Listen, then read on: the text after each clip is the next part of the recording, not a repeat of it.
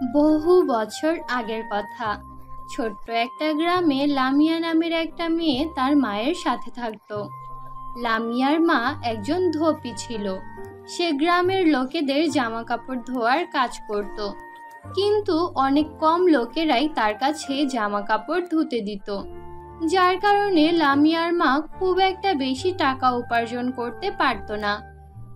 লামিয়া, পাশের গ্রামে বড় মেলা বসেছে, তুই কি আমাদের সাথে মেলা দেখতে যাবি? হ্যাঁ হ্যাঁ, আমি যাব, তোরা একটু দাঁড়া, আমি এক্ষুনি মার কাছ থেকে টাকা নিয়ে আসছি। তারপর লামিয়া তার মায়ের কাছে যায়। মা, পাশের গ্রামে মেলা বসেছে, সবাই যাচ্ছে, আমিও যাব। তুমি আমাকে কিছু টাকা দাও না মা, দাও না, আমি যাব। ঠিক আছে মা, যা, কিন্তু সন্ধ্যার আগে বাড়ি ফিরে আসিস। এখন আমার কাছে মাত্র 50 টাকাই আছে, এর বেশি টাকা দিতে পারবো না। ঠিক আছে মা, তাহলে 50 টাকাই দাও। বন্ধুরা, তোমরা তোমাদের নাম কমেন্ট বক্সে কমেন্ট করে জানাও, কারণ তোমাদের নাম দিয়েই তৈরি হবে আমাদের পরবর্তী কার্টুন ভিডিও। ইতিমধ্যে আমরা অনেকের নামেই কার্টুন ভিডিও তৈরি করেছি, তোমাদের নামেও তৈরি করতে চাই। তাই তোমরা দ্রুত তোমাদের নামটি কমেন্ট বক্সে কমেন্ট করে জানাও, আর সেই সাথে আমাদের চ্যানেলটি সাবস্ক্রাইব করে পাশে থাকা বেল নোটিফিকেশন অন করে দাও। তারপর লামিয়া তার বান্ধবীদের সাথে মেলায় ঘুরতে যায়। হঠাৎ করেই রাস্তার মাঝে সে একটা আহত পাখিকে দেখতে পায়। আরে বাপরে, এই পাখিটা তো অনেক ব্যথা পেয়েছে, ওর ডানা থেকে রক্ত বের হচ্ছে। ওকে তো এক্ষুনি ডাক্তারের কাছে নিয়ে যেতে হবে, একটু ওষুধ লাগাতে হবে। ওষুধ কি তোকে ফ্রিতে দেবে? আমার কাছে শুধু মেলায় ঘোরার মতোই টাকা আছে, আমি কিন্তু 1 টাকাও দিতে পারবো না বাপু। হ্যাঁ হ্যাঁ, আমিও 1 টাকা দিতে পারবো না। তোরা কত স্বার্থপর! এই আহত পাখিটার জন্য কি তোদের একটুও মায়া হচ্ছে না? থাক, তোদের টাকা দেওয়া লাগবে না, আমি এই পাখিটার জন্য ওষুধ নিয়ে আসবো। আরে বলদ, তোর কাছে তো মাত্র 50 টাকা আছে। এখন এই 50 টাকা দিয়ে তুই যদি এই পাখির জন্য ওষুধ কিনিস, তাহলে তো তোর কাছে আর 1 টাকাও থাকবে না। তাহলে তুই মেলায় কি করবি? হ্যাঁ, কিছুই তো কিনতে পারবি না। আমার কিছুই লাগবে না, আপাতত এই পাখিটার সুস্থ হওয়া জরুরি। এমন মেলা আগামী বছর আবার আসবে। এরপর লামিয়া ওই পাখিটাকে নিয়ে ডাক্তারখানায় যায়, আর ওই পাখিটার আহত স্থানে মলম লাগিয়ে দেয়। মলম লাগানোর কিছুক্ষণ পর পাখিটা একটু সুস্থ হয়। পাখিটাকে সুস্থ হতে দেখে লামিয়া খুব খুশি হয়। লামিয়া পাখিটাকে কোলে নিয়েই তার বান্ধবীদের সাথে মেলায় ঘুরতে যায়। লামিয়ার বান্ধবীরা খুবই স্বার্থপর ছিল। তারা মেলায় গিয়ে বিভিন্ন সুস্বাদু মজাদার খাবার খায়, কিন্তু লামিয়াকে একটুও দেয় না। এইসব দেখে লামিয়া মনে মনে খুব কষ্ট পায়, কিন্তু সে তাদের কিছুই বলে না। মেলা শেষ হওয়ার পর লামিয়া ওই পাখিটাকে নিয়ে তার বাড়ি ফিরে যায়। এরপর লামিয়া ওই পাখিটার জন্য একটা খাঁচা তৈরি করে, আর ওই খাঁচার ভেতরেই পাখিটাকে রাখতে থাকে। ওই দিনের পর থেকে লামিয়ার সাথে ওই পাখিটার খুব ভালো একটা বন্ধুত্ব হয়ে যায়। এক রাতে লামিয়া খেয়াল করে খাঁচাটা ভেঙে গিয়েছে। হঠাৎ করে খাঁচাটা এইভাবে ভেঙে গেল কেন? আর আর পাখিটা কোথায় গেল? এমন সময় লামিয়া দেখতে পায় ওই পাখিটা অনেক বড় হয়ে গিয়েছে। এমন দৃশ্য দেখে লামিয়া অবাক হয়ে যায়। হায় খোদা, এই পাখিটা এত বড় হলো কি করে? লামিয়া, আমি ঝর্ণা পরীর পাখি, আমি কোনো সাধারণ পাখি নই, আমি এই ঝর্ণা পরীর জাদুর পাখি। হি হি হি হি। আমি এই গ্রামে ঝর্ণা পরীর সাথে ঘুরতে এসেছিলাম, কিন্তু হঠাৎ করেই ঝর্ণা পরীকে হারিয়ে ফেলি। ঝর্ণা পরীকে হারিয়ে ফেলার পর আমি তাকে পাগলের মতো খুঁজতে থাকি।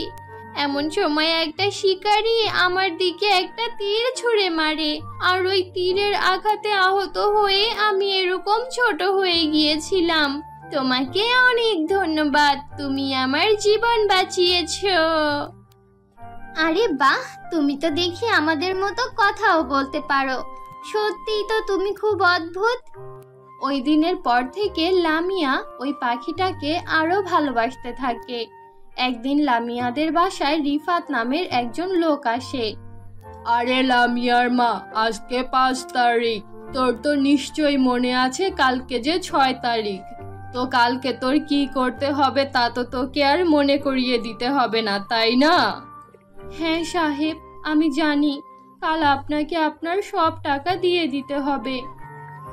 হ্যাঁ, তবে একটা কথা কান খুলে শুনে রাখ, তুই যদি কালকে আমাকে আমার টাকা না দিতে পারিস তাহলে আমি তোর ঘর নিলামে তুলে আমার সব টাকা নিয়ে নেব।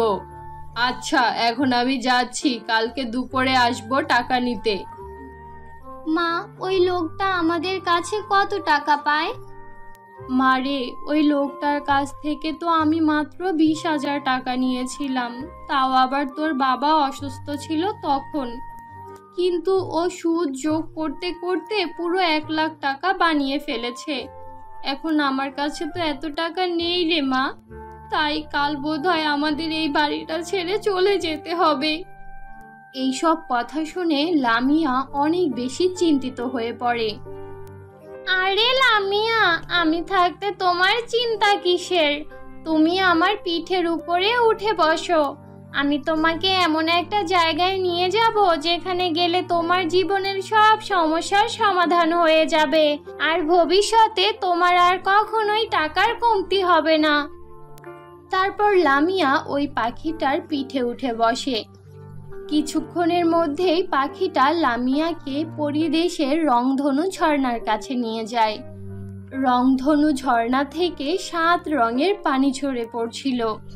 আরে বাহ, এটা তো অনেক সুন্দর ঝর্ণা। এটা কোনো সাধারণ ঝর্ণা নয়, এটা একটা জাদুর ঝর্ণা। এখন তুমি জলদি এই ঝর্ণা থেকে 1 গ্লাস পানি খেয়ে নাও। তারপর লামিয়া ওই ঝর্ণার পানি খায়। তুমি আমাকে এই পানি কেন খাইয়েছো? এই পানির মধ্যে কি এমন বিশেষত্ব আছে? আজকে রাতের ঠিক 10টায় তোমার মধ্যে একটা অদ্ভুত শক্তি চলে আসবে। সেই সময় তুমি যেই জিনিসটা ছোবে সেটাই সোনার হয়ে যাবে। তাই তোমাকে তোমার এই শক্তিটা খুব ভেবে চিন্তে কাজে লাগাতে হবে। ঠিক আছে, আমি বুঝতে পেরেছি। এরপর লামিয়া আবার ওই পাখিটার পিঠে চড়ে তার বাড়ি ফিরে যায়। আর রাত 10টায় লামিয়া বড় একটা পাথর ধরে দাঁড়িয়ে থাকে। কিছুক্ষণ পর 10টা বেজে যায়, আর তৎক্ষণাৎ পাথরটা সোনায় বদলে যায়। ওই সোনার পাথরটা বিক্রি করে লামিয়া অনেক টাকা পায়। তারপর লামিয়া ওই লোকের টাকা ফেরত দিয়ে দেয়, আর সেই সাথে তার ঘরটাও সুন্দর করে মেরামত করে নেয়। লামিয়ার এত উন্নতি দেখে তার বান্ধবীরা তার কাছে তার উন্নতির কারণ জানতে চায়। তখন লামিয়া কোনো কিছু চিন্তা ভাবনা না করেই তাদেরকে সবটা খুলে বলে। ও আচ্ছা, এই ব্যাপার তাহলে। তার কথা শুনে তার বান্ধবীরা সেখান থেকে চলে যায়। কিন্তু তার পরের দিনই তারা সবাই ওই জাদুর ঝর্ণার কাছে যায় আর ওই ঝর্ণার পানি খেয়ে ফেলে। ওই লামিয়া তো একটা বলদ, ও ছোট্ট একটা পাথরকে সোনায় বদলেছিল, আর আমরা এই পাহাড়টাকে সোনায় বদলে দেব। হ্যাঁ হ্যাঁ, সোনার পাহাড় বিক্রি করে আমরা সবাই রাজকুমারীর মতো জীবন যাপন করব। হিহিহি। এরপর তারা সবাই রাত 10টা বাজার জন্য অপেক্ষা করতে থাকে। রাত 10টা বাজার পর পাহাড় ছোঁয়ার জন্য তারা সামনের দিকে এগিয়ে যেতে থাকে। এমন সময় তাদের পা পিছলে যায়, আর একজন আরেকজনের উপরে পড়ে যায়। সবাই একে অপরকে ছুঁয়ে ফেলে, যার কারণে তারা 3 জনই সোনায় বদলে যায়। এইভাবেই তারা লোভে পড়ে তাদের মূল্যবান জীবনটা হারিয়ে ফেলে। তো বন্ধুরা, এই গল্প থেকে আমরা এই শিক্ষা পাই যে কখনোই লোভ করা উচিত নয়, কারণ লোভে পাপ আর পাপে মৃত্যু। তো বন্ধুরা, এই ছিল আমাদের আজকের গল্প। আশা করি গল্পটি তোমাদের কাছে খুব ভালো লেগেছে। ভালো লাগলে আমাদের আজকের গল্পটিতে একটি লাইক দাও, কমেন্ট করো, আর তোমার বন্ধুদের সাথে শেয়ার করো। আর যদি আমাদের চ্যানেলে নতুন হয়ে থাকো তাহলে আমাদের চ্যানেলটি সাবস্ক্রাইব করে পাশে থাকা বেল নোটিফিকেশন অন করে দাও। তো দেখা হচ্ছে পরবর্তী ভিডিওতে। ততক্ষণ পর্যন্ত ভালো থাকো, সুস্থ থাকো। আল্লাহ হাফেজ।